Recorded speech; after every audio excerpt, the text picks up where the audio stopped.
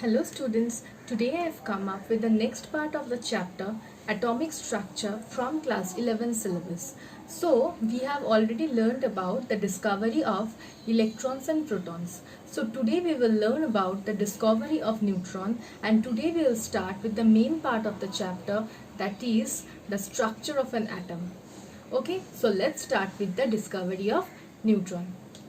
So, why does the discovery of neutron was important?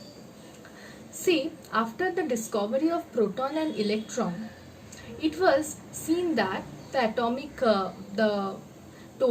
mass number, or the atomic mass of an atom, means the addition of the masses of proton and electron. But it was seen that when they are doing the sum of proton and electron, the sum of proton and electron is much less than the atomic mass of an element.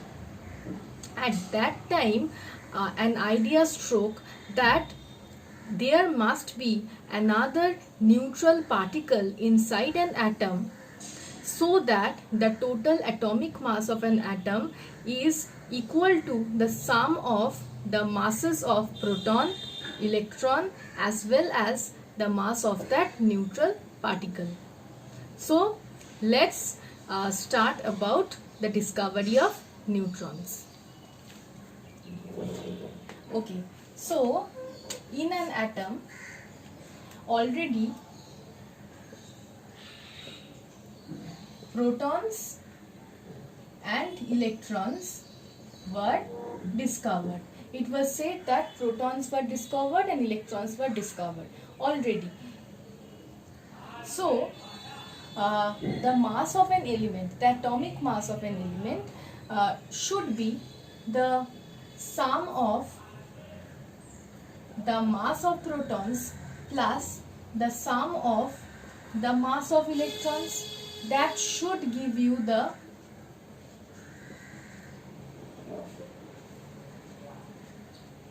atomic mass of an element, because inside an atom there are only protons and electrons. So addition of the mass of protons and the mass of electrons will give you the atomic mass of an atom. That should be the fact.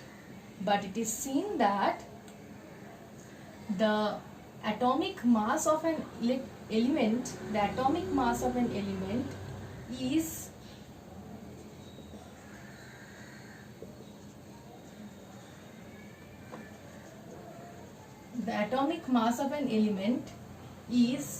greater than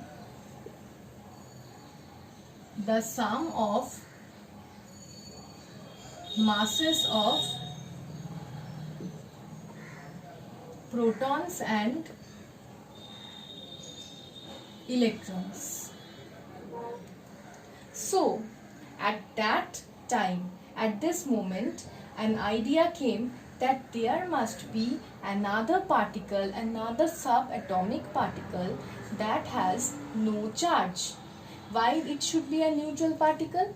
Because an atom is electrically neutral. Number of protons are equal to the number of electrons.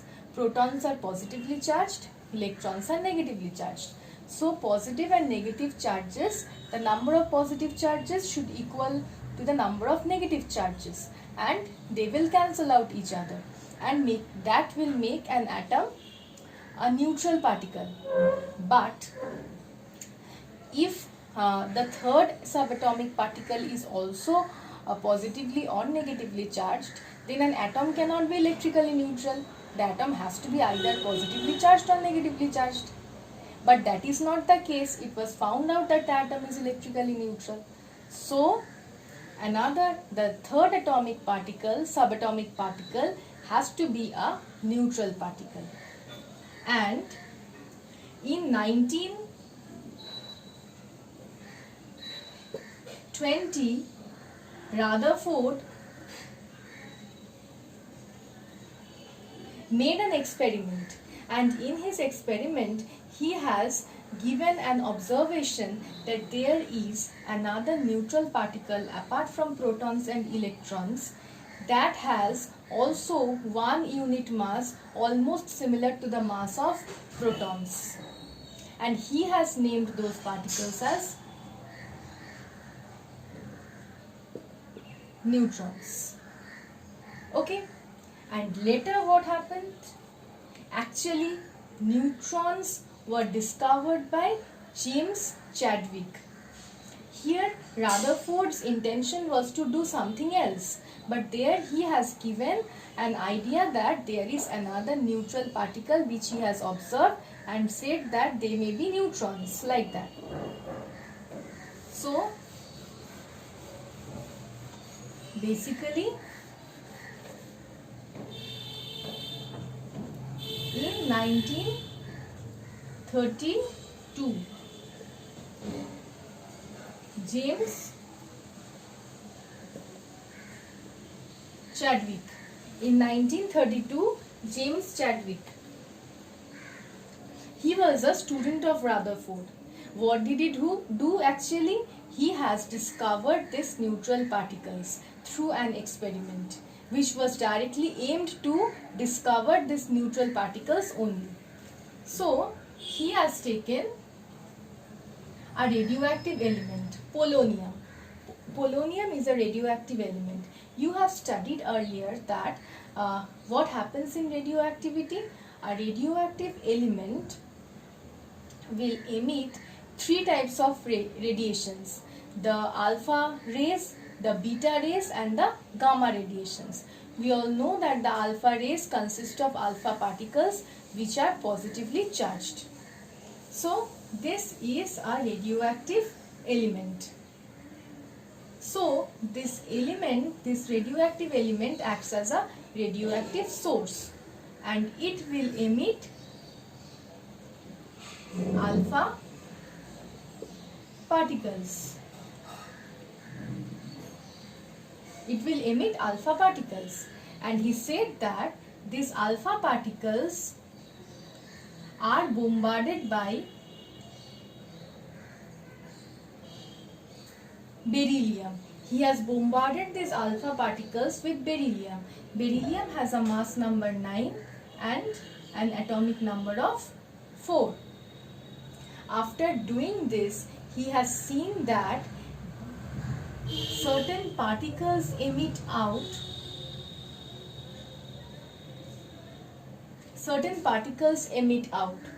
and if he has placed an electric field like this, if he has placed an electric field around the emission of these particles, he has seen that these particles move undeflected. So he has considered that these particles must be neutral, otherwise they will be easily deflected by electric field or magnetic field.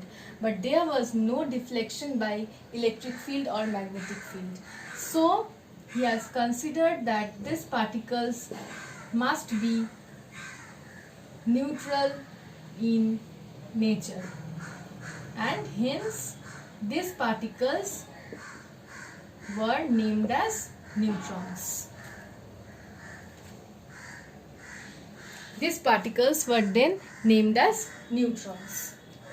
Okay, so this is about the discovery of neutron. It was found out that the mass of neutron is almost similar to the mass of a proton, 1.675 into 10 to the power minus 24 gram. And what was the mass of the proton?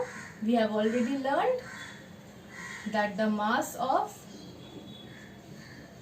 proton was 1.6725 into 10 to the power 24 gram. So see, the mass of neutron and mass of proton are almost similar. And what was the charge of neutron? E by m ratio, it was found to be 0 because neutron is neutral in nature. It does not have any charge. Okay. So After the discovery of neutrons, it was said that an atom except hydrogen, except one hydrogen we can say, except one hydrogen, all the other atoms will have protons, neutrons and electrons. 3 subatomic particles. Why not hydrogen? Because you can see that it has only one proton and one electron. That's why. So except one hydrogen, the other isotopes of hydrogen like deuterium, tritium, they will have neutrons, but only the normal hydrogen, that is one hydrogen, will not have neutrons, but it will have only protons and electrons. But apart from this one hydrogen, all the other elements, all the other atoms of the elements will have 3 subatomic particles, electrons, protons and neutrons. Why I have mentioned the year here, I'll come to just now. There are other subatomic particles also named positron, pi meson, then neutrino, all this. I'll come to those particles later. Photons also I'll come to later when I'll teach photoelectric effect. Okay, so next, this is about the discovery of neutron. Next I'll come to the structure of an atom.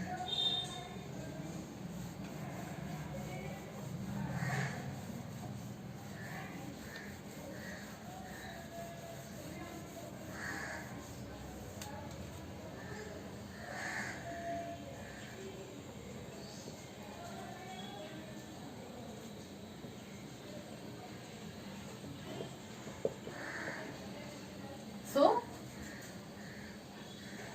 structure of an atom. Okay. Now, why I have mentioned the year of discovery of neutrons and how is it significant? Electrons were discovered in 1897, protons in 1886. Just after the discovery of protons and neutrons, protons in 1886, neutrons in 1897, in 1898, there was a concept that how the electrons and protons were arranged inside an atom. Means they are saying that protons are also there inside the atom, electrons are also there inside the atom. Then how will the protons and electrons be arranged inside an atom? Means the structure of an atom. In 1898, neutrons were not yet discovered. Okay. So in 1898, when we are talking about the structure of an atom, means when the concept of the structure of an atom has just started, at this point, at this year, the neutrons were not yet discovered. So here we are talking only about the protons and electrons. Okay. So in this year, the concept of structure of an atom has started to develop. So who started this? This was started by Thomson, and his atomic model is Thomson's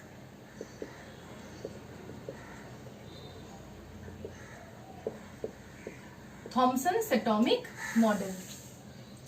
So what did he say? He has considered a sphere. He has considered a sphere. He has said that this is a positively charged sphere. Means this entire sphere has positive charge. This is a positively charged sphere. And what did he say? He said that the negative charges are embedded inside this positively charged sphere. Okay, so these are the negative charges and this entire sphere is a positively charged sphere. Means the entire sphere is a sphere made up of protons and the electrons are embedded inside this protons. And this model of Thomson was popularly known as the plum pudding model. Why plum pudding model? Because it is like this, that the entire positively charged sphere was a pudding, and inside the pudding the negative charges are the plums. The plums present inside a pudding. So his model was popularly known as the plum pudding model, that there is a continuous sphere of a positive charge, and inside that sphere of positive charge the negatively charged electrons are embedded. So this was Thomson's atomic model. This model was easily, what was the importance of this model? That this model could explain the electronic neutrality of an atom. Means an atom is electrically neutral. That can be explained by this model. But its failure is present. Its failure was easily explained by the scattering experiment done by Rutherford in 1911. In 1911, just after Thomson's atomic model, Rutherford made a scattering experiment, and through this scattering experiment the Thomson's atomic model was rejected, because that means with the help of the Rutherford's scattering experiment there were a number of flaws found out from Thomson's atomic model.